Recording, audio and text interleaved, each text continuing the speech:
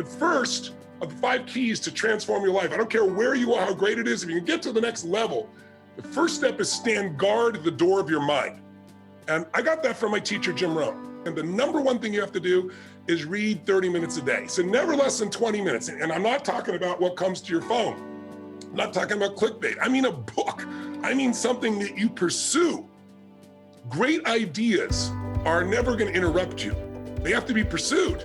And if you don't pursue them, you're going to get what everybody else has, which is all this fear, all this uncertainty, all this stuff that won't work, because everybody's focused on what won't work, what can't happen. Why? Because they're afraid. They're afraid to fail. They're afraid to try and feel like they're not enough.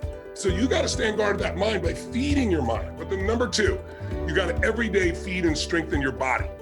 And you got to do something, even in the middle of COVID, if it's still there, even if it's locked down, because if you don't take care of your body, it affects your mind, doesn't it?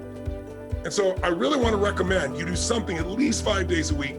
First thing when you wake up in the morning, it doesn't have to be an hour workout, even 30 minutes. It can be something as little as 5 or 10 minutes. And I don't care, again, if it's 5 or 10 minutes where you really push yourself or a full-blown workout, it's got to get there, because when you do that regularly, you're going to find yourself having a better mind. The mind and body can't be separated. They're completely connected.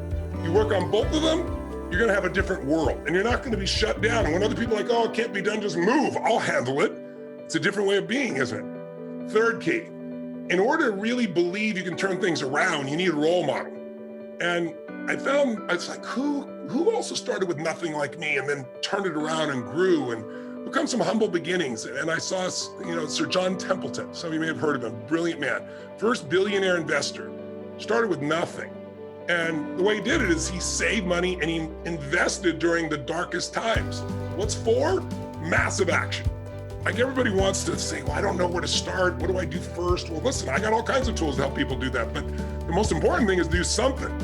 You don't know what to do, throw the rock. Wherever it lands, talk to the next person, right? It's like, you need massive action.